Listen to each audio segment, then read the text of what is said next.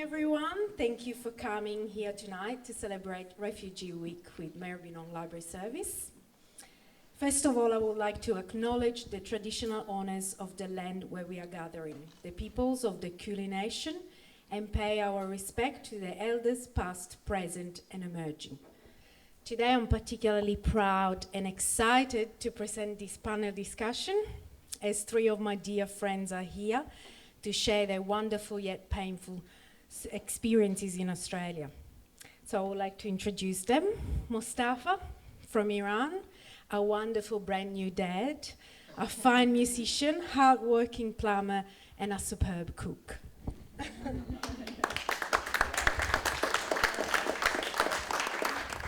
And we got Nirma from Sri Lanka, one of the chefs at the Brunswick Tamil Feast, a social enterprise supporting recently settled asylum seekers through the celebration of food and culture. And Abdul from Ghana, a qualified wildfire firefighter, a part owner of a barbershop in Collingwood, and also a great soccer player and a wonderful dancer.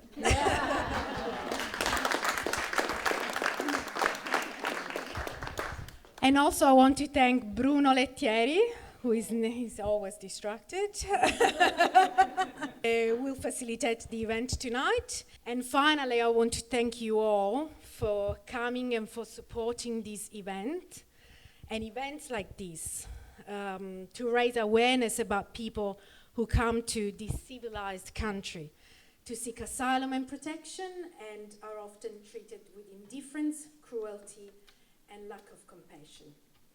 Now, would you please welcome Mostafa, who will delight us by playing the Iranian flute ney. Enjoy and thank you.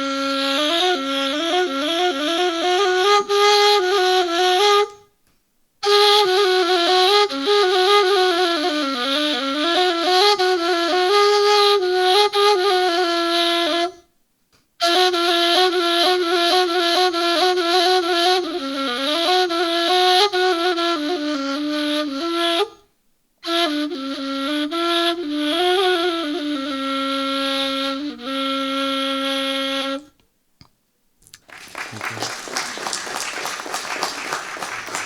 Thank you.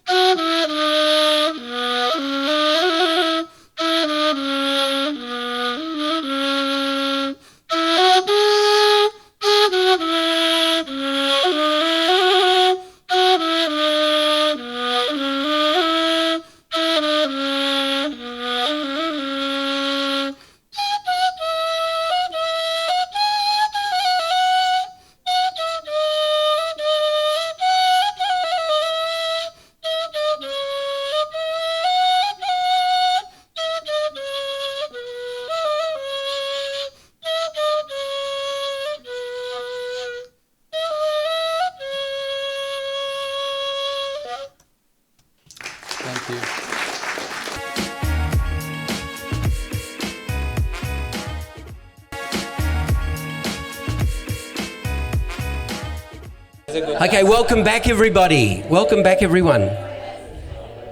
Abdul, can we start with you? Could we start with you, Abdul?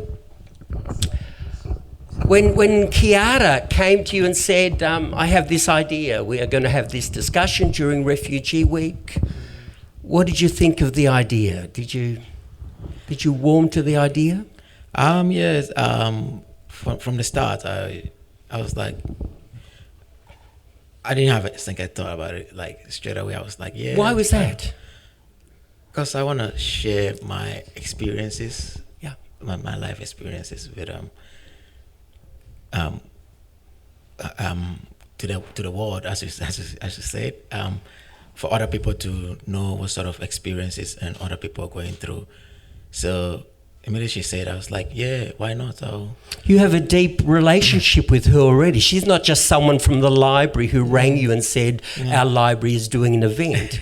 Tell us a little bit about that relationship. I met Kiara while I was in, I was moved from Younger Hill Detention Center. Which is outside of Perth, isn't it? Yeah, that was in Perth. Yeah, I was there for about 17 months. Okay. They classified the place as a high security detention Really? center. Yeah. So you're a high security person, are you? Yeah, technically that's what they said. You look like a beautiful man to me, but that's a whole other story. Yeah, there's some instances where when officers come into your room, then they try to maybe, they call something like room search or whatever, and then the way they're gonna passage you, like a criminal, treat you like a criminal. And then I just stand there and said to myself, man, you're probably dangerous as more than me, you know what I mean? Like, you're officer, but I could even kill a fly. So You don't get many people, I imagine, who are interested in you or want to know who you are. Is that true? Yeah. I met in Kiara when I was flowing here to Maita. Okay, so you went from Perth at Yonge Hill and you came to the security detention centre here. Yeah, so this is in Maribyrnong. In Broadmeadows. Broadmeadows. Okay. So they classified as less security. So you went from high security to less. Yeah. Okay. So I was actually in the same flight with Mostafa. Really? Yeah. So when we got here, and then the same day we had a friend called Masood, and he was like, Abdul, do you like to visit? I was like, a visit? Who? From who? I was like, the people visit here. I was like, oh, really? Really? And I was like, well, in the middle of nowhere for 17 months in Younger Hill, I never had a visit, no family. So when they say visit, I was like, all right, no worries, I'll go. What are you thinking about a government, a country that would put you in such an isolated situation when, in your mind, you say, I have done nothing. Yeah. There's How distressing is that? Yeah, there's a lot of times you ask yourself that sort of question. Is like, I'm here to seek asylum. I'm not a criminal, and then I haven't done anything wrong, and then basically when you come there, I'm pretty sure they know the kind of person you are, But for some reason, they try to keep you there as so-called high security, and then Okay. yeah. So anyway, let's come to Kiara. Then Kiara came to visit, as with other families. And you thought an angel has come to visit you. Yeah, an angel and Kiara. That day, Kiara comes with Lucky and then Noga and Sivan and Jenny and other. So we met, and then as outgoing as I am, trying to, show the kind of person I am. Yeah. They are my family now. Yeah, none of them look Ghanaian to me. Yeah. But they'll do, won't they? They'll do. Nirma, you were saying the other day in Sydney Road when we had Middle Eastern food and coffee that still there are people in Broadmeadows who have been there for 10 and a half years. 10 and a half years, yes. 3 of them is here, and one of them in Sydney. Yes, almost 4 people in, more than 10 and a half years. Something magical happened for you, Nirma, in that very cafe we were at yesterday, and I didn't know because I wanted to meet you, to get to know you a little bit before we met here. And we were sitting near the window, and you said, in that chair just outside the window, when I came out, this person came and took me there, and they said, and now what do you want to do? Do you remember that conversation? What happened? I spent like 6.5 years, in detention center around Australia, even Christmas Island too, Sydney, Darwin, and Maribyrnong, and Broadmeadows. And also, when I released from detention center, everything new for me, only I know like few people, they are good people, that's good people. There are a lot of people visiting for us. Then finally they have become close friend. I want to ask to other people, even friends, what happened, what that, because there's a normal here, but it's new for me because we are different culture, different country, because we are like in Australia 6.5 years, but we don't know about the out of the detention center. Then that time when I released, even I didn't know, but I'm going to do it because no job, how I going to find the job. I do have qualification, I do have experience, and not on here, in back home. Okay. They are not accept in Australia, because the education level is different. Even if I go to the interview, I went to the few place interview. They are asking, what did you do? Then I say, I did like this, but I spent time 6.5 years. But they say, I can feel their face, their sympathies. But actually, they can't give the job for me. Yeah. While we were on the detention center, we organize our culture food. Really? Yes, we are. You were cooking Tamil food in the detention center. Because what happened in the immigration department, because we are long time detainee, that is why they are giving a little bit chance to cook for our culture food. Okay. Then what we did, that time she was working at the series, my friend Dori. In Brunswick. At the environment park there. And she say, okay, she put like that, okay, she say, okay, we are going to cook, like we are going to put our website, series website, right. Okay, it's Nirma is okay. Nirma, he's released from detention center now a couple of weeks. He's looking for a job, but he's very good chef. So I keep going to cook. Okay, whoever like, you can book your online. Then within like 2 hours, 65 tickets sold out. So in 2 hours, coming out of a detention center, you had created this new social enterprise. Yes. That is staggering. You went to 3 times a week? Yes, now good idea. Then second week we did, same like that. Then from that point, we build up our Tamil feast. Now, people like volunteer, they are helping for us. Now, 3 times a week, now more than 4 years. And 43,000 people being at that place. That is half the MCG event. Yeah. That is staggering.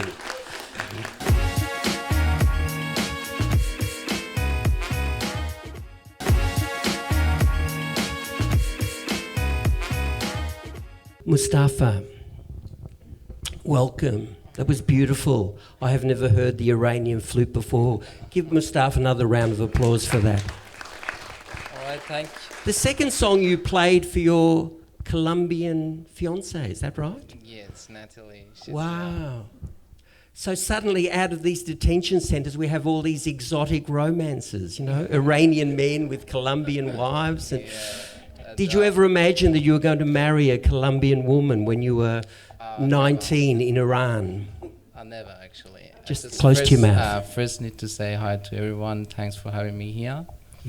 And as you said, I never thought that I'm going to be with her one day, and we're having a kid now. We're having 15 months son. Yeah. Fantastic. Martin. Tell us about having to leave everything you love. In most cases, when you get into trouble in the countries like my country, that is, you don't have enough time to think about what's going to happen. The only thing is that you need to just like save your life. All right, you know that you're gonna miss your mom, your dad, your friends, your family, but the most important thing that you need to think about is just your life, because like you get killed, and when you're leaving, and you never know what's gonna happen in future. You're gonna visit them again. It's a very hard situation, actually. And at the airport, you're getting on the plane. Do you know if you're even going to be accepted onto the plane? Is there you're all not that? Even like is there that tension as well? I my can't even get to the situation first step. Yeah, my situation. Most of the time, when you want to leave the country, you wouldn't go to the airport because like you're on the blacklist. You might get caught as well. But I had someone like a smuggler. I just paid for that, and I could just get past. And it was risky as well, but I didn't have time to arrange another way. To those of us who've lived in a settled country all our lives, I cannot even begin to imagine being so consumed with that fear. Can you give us a sense of what that's like, of what is happening within your body? It's just a fear that like you're worried about yourself, and the main time you're worried about your family, because like, you know, sometimes you can forget yourself, but you can't forget your family. You know what I mean? Just like, what if they catch me? What if they get? How do you get on with your life of having your beautiful partner and the optimism of your child, and you're a musician and living a life and still worried about what is back home?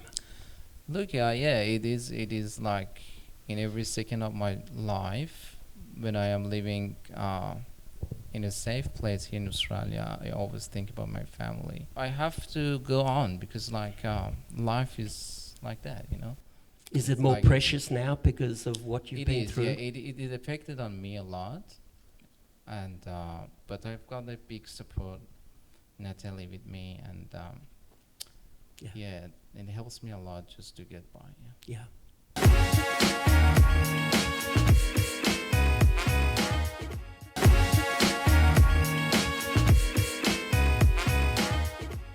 Abdul, you are also in a social enterprise. You're in a barber shop now, aren't you? You're a striker, a soccer player for Gisborne. Is life good now, or is there still that sense of, but I don't have permanent status here. I'm still not sure if this country is going to accept me forever? Back in the detention center, I was there just living my life. But when I came out of the detention center to the community, what was that it was like? a different. Yeah, it was. How do you stop being hypervigilant? How do you start trusting people? It took me probably like a year. A year. Yeah, before I was getting back to so-called normal. I got diagnosed. Seeing the doctor, the psychologist. So you had professional help? Yeah, I had professional help. And you had your own new family too? Yeah. Got diagnosed with PTSD, you know, which is, something. Post-traumatic stress. Yeah, that is apart from the. Does it help to when people can tell you that you've been suffering from that? Did that help you to have a better understanding of your own situation? Yeah, as they say, the only way to solve a problem is realizing there's one. Okay. You understand? Yeah. So if you accept it, then you can deal with it.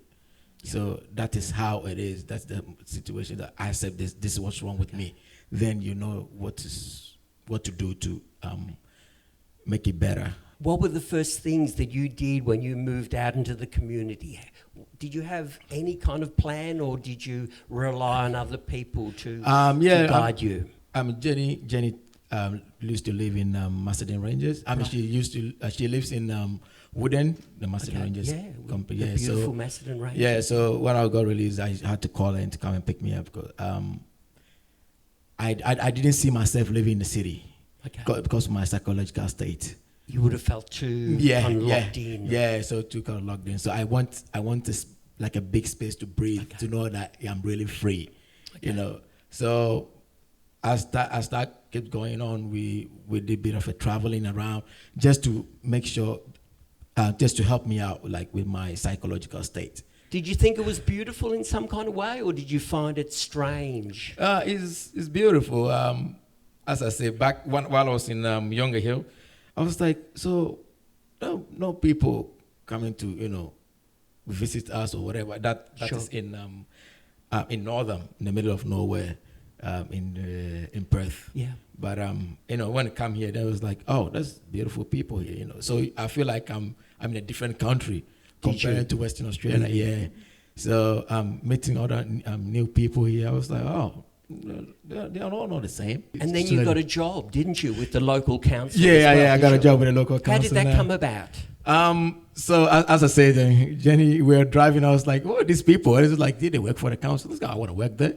And then, but I needed doing some gardening work and they're taking care of the playgrounds, and then so they put me in different areas, playgrounds, gardening, and then road crew. Okay. So I had to. Going to the council is not that easy, so you need few qualifications. Yeah. And did you have any qualifications? Yeah, so I had to. I did my apart from the firefighting I was doing, I did my forklift licenses. I had my road traffic licenses and a few stuff, and then few experiences I have from home, and then here addition to what I did here. So when I went to the interview, and then they even called me and told me I got the job before even they called my reference, which was good. Really? And I was like, oh, okay. It was just like, oh, let's do this. What does that do to your psychology, to your spirit? Yeah, it actually lifted that job. Yeah, it actually lifted my spirits up because just coming out of detention, it's not even 2 years yet. Yeah. There's some people who I work with in that council ask me, like, how did you even get this job so easy? Because they have to apply. Some people have to apply 3 or 4 times, and I just got in that, and then and I was like, well, I just got in, got in. Yeah. So you enjoyed the work? Yeah, I enjoyed the work. Beautiful people there. A few. And is it a community that's opened its arms to you? Do you think? Do you think Australians are warm people? Do you think they're accepting, or does it change from location to location? It depends on the sort of areas you are, but some places when you get you feel the spirit because of the perception they have with what is going on here, especially with the Africans and stuff like that. But you just want to go there and let them know, like, look, we are not the same. I can see someone doing some stuff and you blame the white person. You know what I mean? We are not the same. We are different. There's good people, there's bad people in everywhere, but we don't need to try to, politicize or generalize whatever is going on, Yeah, so, and there was a really funny thing that happened when I moved to Lansfield, right? Within a month or so when I moved to Lansfield, and then there was a service station close to the house we were living in. And then there was someone broke into the shop or something like that, and it was African looking, and I was like, oh man, if I wish I know this guy to tell him, look, you can't do this to a brother, you know what I'm saying? Like, Indeed. Yeah, it was really funny, as they described the person, I said, African looking, I was like, oh God, Does life feel good now? Yeah. Does it feel good, or do you go, I don't feel yet that I have this permanent sense of belonging yet? Yeah. Yeah, as I wouldn't hide that. It's true. I don't. I'm So not you live fully. between those two feelings. Yeah. I always live on the edge as I'm talking to Really? you, and yeah, I'm still living. You've got a on the beautiful edge. smile now. You look really kind of contented. But Yeah. Is that hiding some anxiety yeah. or something? You just gotta Don't put a know. smile on your face. You know, even some of the officers in the high security detention center, one of them called me. He was like, Abdul, even though I have my problems at home, when I come and see a smile on your face, it makes my day. Right. He says, when I see officers telling you that, you know what I mean? You're gonna be like, oh, me being in this situation is putting a smile on someone's faces. You were inside and you... put a smile on. So some of That's them call me amazing. Smiley sometimes. Abdul, the fact that you could even smile, I mean, most of us would say, how do you keep that going? How do you keep going against all Everything, that yeah. unknown, all that uncertainty? Yeah. And you're living Yeah. in a prison situation, aren't you? Yeah. How do you keep a spirit like that alive? Because it would be easy to give up, wouldn't it? Yeah, it is easy to give up. To be honest with you, getting out of detention, while in detention, you feel like doing so many things to yourself. You know, self-harm. You Really?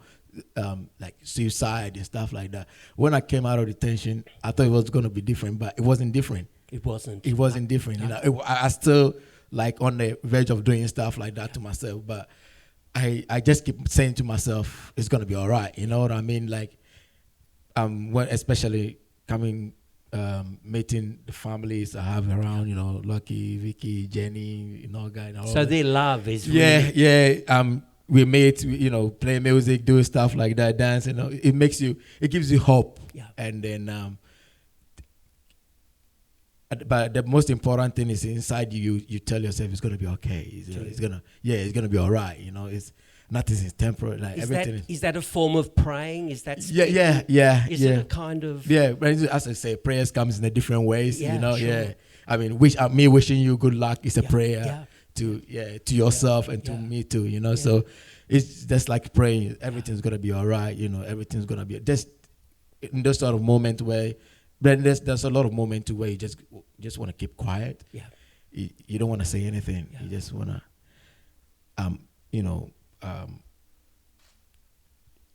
put it inside you and then let it go. Because as I said, it's nothing. Good things are like nothing. Mustafa tells me that you are a beautiful dancer. Is that right? Dancing comes in a different ways. You know. Yeah. Maybe if you are from... I'm not going to ask you to dance.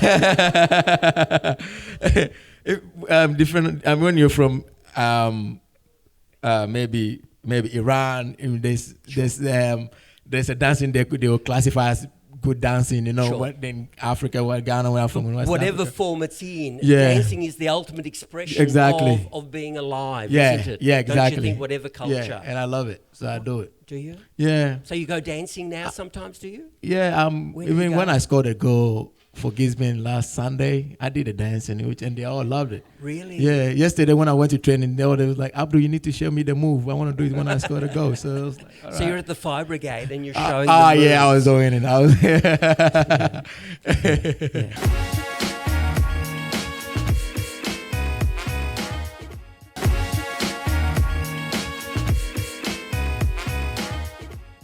Mustafa, if we could just move to Mustafa. Mustafa, I mean, I'm when not a dancer though. you said that before, didn't you? And you looked very worried about the fact that I might ask you to dance. Mustafa, but you do paint and you do play. Tell me Yeah. about the role of having this creative expression, how that helps as a kind of therapy in terms of your own keeping sane or keeping hope or keeping yourself alive. Yeah. Does it play a actually, role? Yeah, a lot actually. Like painting and playing my instrument during the time when I was in detention center helped me a lot Really? to cope with the situation. Yeah, when I was actually, Your sadness is going into the flute yeah, almost. you can express yourself through playing a piece of music. Yeah. Or you can just express yourself while you're drawing or you're painting, and you can put all your emotional moods that you have Mustafa, So imagine you didn't have your playing and your painting. Do you think yeah, Do you think you would have gone crazy No, there are almost? some other stuff that you can use while you're in this situation. For example, if you just play sport, or some people, they just keep themselves busy while they pray, and it helps a lot. Yeah. And I always told my friend when I was in tension that try to keep yourself busy as much as you can, because Yeah. it helps to develop your brain while you're in tension, because easily you can just lose your hope. Yeah. And you end up with, as you said, like harming yourself, and a lot of people just go crazy and they just try to commit suicide, and which is horrible. Did And, you ever feel suicidal? No, I never felt like that I was gonna do that. I was very strong when I was in tension, I could say. You were very what, sorry? I was strong, yeah. Like I could say that I was strong in that. The only time that I just lost my hope was when I was in Nauru. It's a little island that we know lots. Australia has a detention center Yeah. there. I stayed in Nauru for 1 year, and what happened to me was like constant headaches, and the reason that they transferred me back to Australia was because of my ongoing headaches, and they thought that maybe there's a tumor in my brain, because I had a very terrible situation. I lost my sense of smell, and I had double vision, and I couldn't sleep because of the headaches and stuff like that. And they believed you with these symptoms, or were they suspicious? Oh, Did it's they like think? they're always suspicious. Are they? And at the moment, they're very strict as well. Yeah. A lot of people had a lot of issues, and they don't even bring them back here in Australia for treatment, which is horrible. I've got a lot of my friends there. I just talked to them. Look, it affects my life as well at the moment when I talk to them, and when I hear them, when they express themselves, like what's going on there still. We hear that But the rate of self-harm has gone up It's a gone lot up, since it's gone up a lot, since and, the election, since hasn't the it? Is election, that true? Is that what you're hearing too? That's definitely true, because I'm in touch with them. I just talk to them directly, and I could say that they lost their hopes. What do they hope that you can do, and what? Look, what I'm doing at the moment is something like, look, I always said that doesn't matter who talks, it's very important who listens. Okay. Like how many people tonight are listening us is very important. Are you heartened by this? These good people being here? Does Look, that give you hope that something is shifting? Yeah, in our always, community? always. Even one person. Yeah. Look, when I go, like I work as a plumber. I work as a mechanical plumber. You're a plumber who paints. It's a I bit like weird. that. It's a bit I weird, like yeah. that. No, that's Yeah, beautiful. like painting has been in my life since I was a little kid, and yeah. So I'm not gonna get into that. No. Yeah, when I go to the customers and I just talk to them, like Australians, they're lovely people. I believe that. Yeah. They always help me. Yeah. When I just talk to them, nobody knows about the detention centers in Australia. They think that like when it is called detention center, that means that somebody's done something wrong. That's why they just put them in detention. So why wouldn't they just call them like refugee camps? Yeah. Like that's the right name for this centers. And do you have a theory as to why we have done that? Changed the language in that Look, way? I never thought that I did something wrong. That's why they put me in detention. I never thought like that. I never let these hatreds just like affect on my life, and just after when I was out, I just hate Australian people. I never let that happen to me. But I can tell that it happens. It happens to a lot of people when they think like Australian government put them in detention center, while Australian people are very careless about this. It just affects on their minds, and when they're out, these hatreds can just affect on their life. When they see people, they cannot get along with people easily.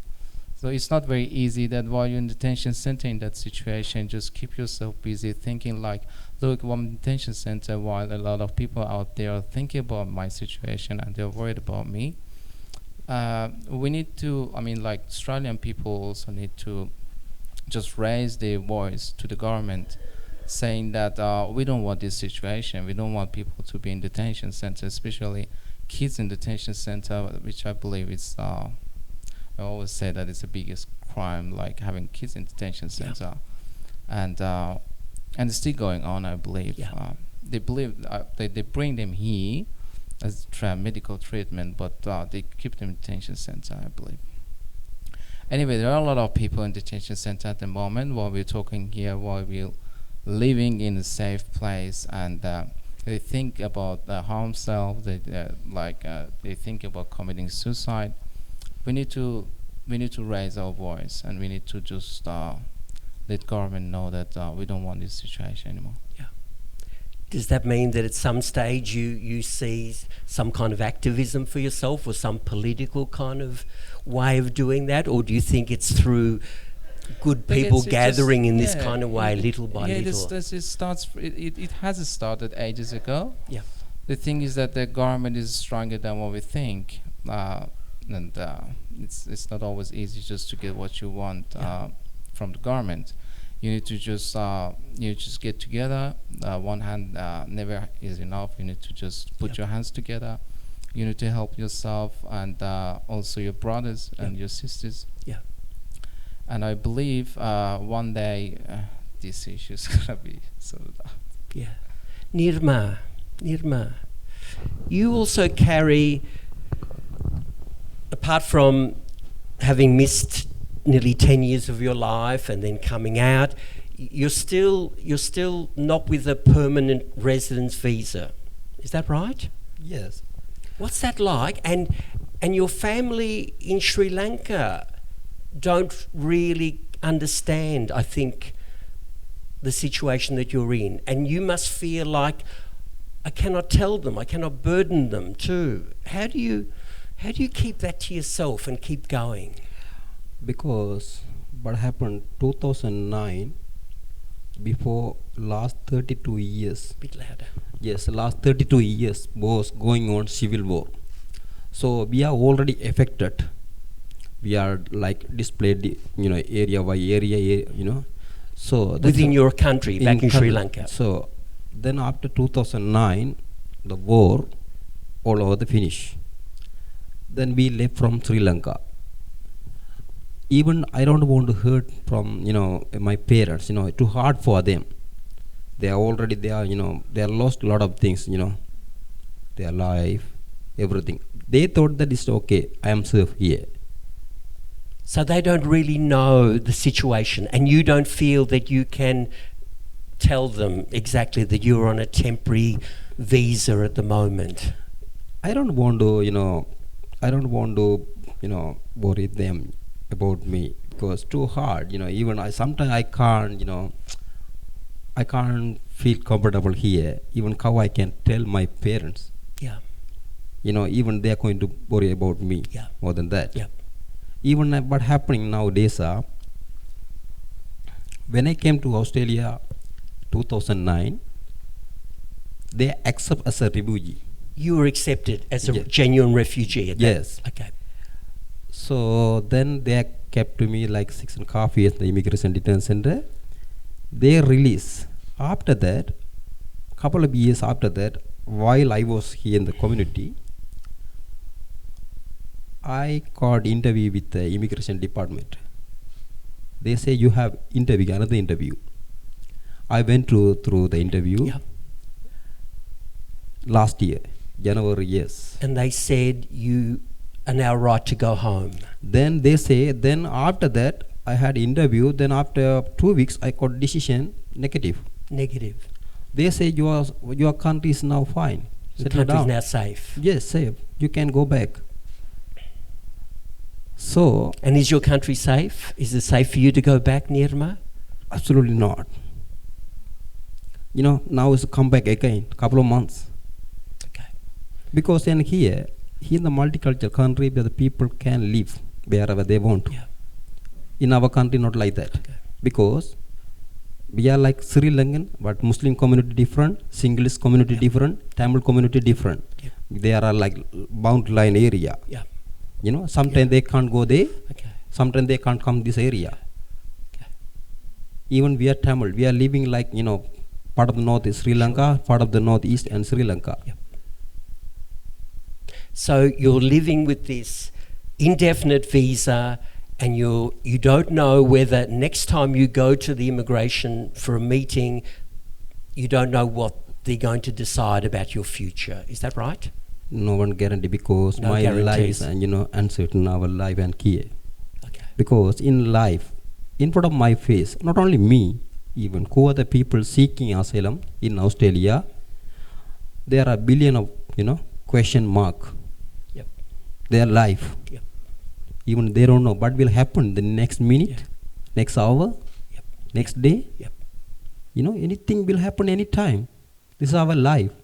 So we are sitting in Coburg yesterday, and the trams are going past, and Melbourne is doing what Melbourne does, and we're enjoying a coffee and cake. So part of you is with me, and I'm going, what a wonderful man, and we're forming this kind of friendship. But another part of you is saying, I might not be here. I might tomorrow be kind of sent home. Yes, that right? because I want to enjoy my life, like a normal person. Yeah. Because I am also human. Yeah. Whatever you have feeling, same Yeah. feeling I do have. Yeah. Where I want to go, I want to play, I want to do everything. Yeah.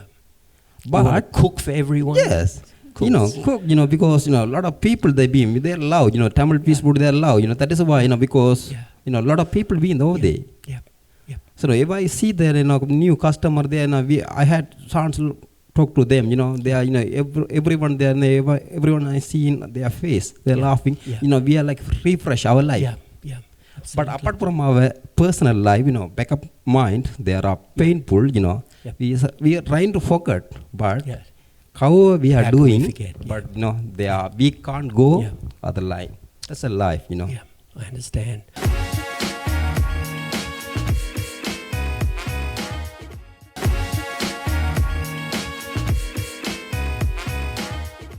Abdul, to come back to you.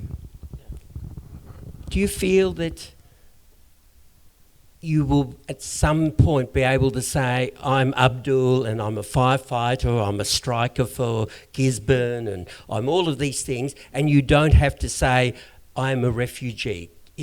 Will there come a time when you can say, that label, I do not need to apply to myself anymore? Saying that is, if I say that, it's just, it's gonna feel, it's gonna sound to me as like a stigma or something like that. To me, you know what I mean. But it's who It has a who makes stigma. it. Yeah, but who made you a refugee, or whose fault, and no one wanna be like that. Everybody wanna be safe at home with their families and stuff like that. But it's circumstances that make people what they are. Circumstances under like above their control. But we're hoping one day we will feel safe here, and then our experiences will also, we use that sort of experience and help those people who are in that sort of situation. We're hoping whatever is happening in this world, which is the war, because definitely it's the war, and then it's war which is creating refugees. So if there's so much wars, definitely it's going to be so much apart from there's going to be so much refugees if there's more wars. Apart from people's personal issues, they had to leave the country and then stuff like that. But for refugee, I'll always in the back of my mind, I'll say I am a refugee. You know what I mean? I seeking for refuge. And then it's everybody's right to seeking refuge if you're not feeling safe in some areas or wherever you come And do you from. think our society is starting to understand that idea of seeking refuge? Yeah. So what I would say is one thing, how the media portrays a lot of refugees. It's making the society here having bad perception about refugees and stuff like that. But it's different here most of the time. It's different, especially here in Victoria. You can see they're more acceptance and more understandable. They're not kind of people not all of them. When you I have a lot of people who have no idea of whatever is going on. I have someone who I work with who doesn't even know the government in power. Really? Yeah. You know, so yeah, when you have people like that, they only care about their families, which is understandable. That's fine, but they are not informed, so the level of education there is really low, and then you feel so disappointed. You're like, oh, you don't even know the government. And what do you do at that moment, Abdul? Do you try and at least tell them the story that changes that a little bit, or do you say, I'll leave that alone? Yeah, no, I did try to educate them somehow, you know what I mean? And like the person asking you is like, I'm going to vote, but who is the government in power again? Who is the government that gave us money some time ago? Yeah. I was like, really? You know, it's really sad. Yeah, really sad. And then, as I said, some of them. So, but when you come down here in the cities, you see a lot of people who are well informed. You know, they educate themselves. They know what is going on. You know, so politics is one thing. Is if you are not in, then you're like it's like a problem. You know, if you are not part of the solution, then you are part of the problem. Yeah. You know, so when you see people who are in there trying to make the community or the place the better place and a safe place for other people to live in, and then also sort of injustice that's going on in the detention center and stuff like that. Yeah. Okay. That's one thing I wanted to add to. Sure. We have to close pretty soon. Yeah. So, okay. Yeah. One thing I wanted to add to, like, seeing when I got to the detention center, just how people back home. You see few people commit suicide because of some reasons, but you sit there and ask yourself, what's actually, back when I haven't traveled before, I was like, what actually makes people get to intend to the extent that they have to do this sort of act? But me coming, probably I didn't get the answer until I get into the detention center. I came here into Australia and I get into the detention center. Then I feel to understand where people, the reason why, or maybe the sort of extreme level people will get for them to commit this sort of act, the hopelessness, the feel of as I said, depression, and a lot of anxiety, and so as I said, you ask yourself, why is these people doing that? I asked myself a couple of times, but when I come to the detention center here, and then I got to know by I learned the answer in the hard way. Yeah. Like by realizing the sort of extreme level people get to for them to commit this sort of act. Yeah. So it's really sad thing. Not only people in detention center, but also people outside the community, where you have when you see people acting some weird way, and then the next day or two you see them taking their lives. So once you get out, it's not suddenly a beautiful life, is it? There are all sorts of problems. Yeah, all sorts of problems. You gotta hide it between you. Mustafa, you have a child on the way, or you have a child already? Yeah, I have my son, and he's 15 weeks. Beautiful.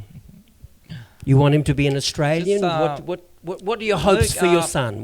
Tonight, I would say first, I want Australian people to know that refugee people might be very helpful in this community, and they can be a part of the community. They can be like friends, brothers, sisters.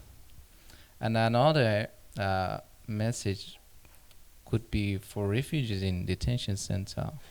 Then look, nothing is permanent. You get out of detention center one day, and I guarantee you that Australian people are very nice with you, and as soon as you get into the community, they help you to just build another life, which I did already, and there's always someone to help you. Like I can say like thousands of people, but at least one person you can find them to help you, and you can build your life once again. And I'm always thankful from Natalie, because I met her when I was in detention center, Really? when I was in Younger Hill. That, as he said, in Younger Hill, there's not many visitors there. No, because it's very isolated, It's very isn't it? isolated, and when I arrived to Younger Hill after I think 2 weeks or 3 weeks, I received a letter that I've got visitors, and Wow. I didn't know that that they could even visit this center. So I was about to cancel it because I was not in the mood, and I said like. And after that, I realized that these visitors, they would drive for 2 hours and a half to get Really? to this center. And I said, okay, this Who is didn't not. know you? Who didn't? No, they have didn't any- even know me. Like someone that was a friend of mine back in Darwin sent my name to these people just to So a let them random know that good person. just a random, yeah. Wow. All right, and just like, look, these people, they're just here to visit me. Why wouldn't I just go? I went there, and there were 3 of them. One of them was Natalie, and the other one was a very, very beautiful lady named Linda. She's Canadian, and she also helps refugees. And there was another lady as well. I don't remember the name. And yeah, that's how I met her. And then we started talking, and then I realized that there are a lot of people back in community that they care about refugee people, and they are willing to help them. And then it changed my mind a Did lot. it? It changed my mind a lot, and even though I was always positive, but it just gave me a big hope just Yeah. to look forward to the life in Australia. And your hopes for your son? What are your hopes for your son? My son, I just want my son, first of all, I want him to know that life is not easy always. You need to fight. You need to always fight for what you want, and you need to be strong. That's my hope, that my son is strong Wonderful. always. I'm sure he'll be a wonderful young man like you. Could you Thank you. please thank our 3 handsome, Thank you. wonderful men who've been part of this panel? Abdul, Nirma, Mostafa. Rousing applause.